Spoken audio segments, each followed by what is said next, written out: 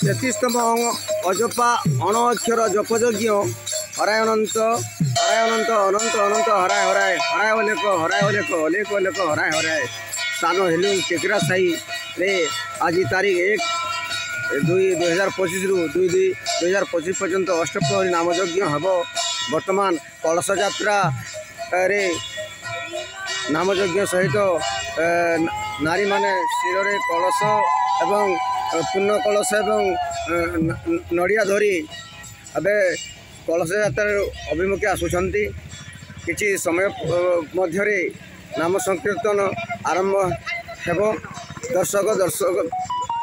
दर्शक माने अंचलर जनसाधारण माने एही नामयज्ञ दर्शन करी आसी प्रभुंक नाम स्मरण करी मुक्ति हेबा पई हेलुंग टिग्रा साही पड़ा तरफ समस्त को स्वागत करा जाउछि, समस्त को निमंत्रण करा जाउछि।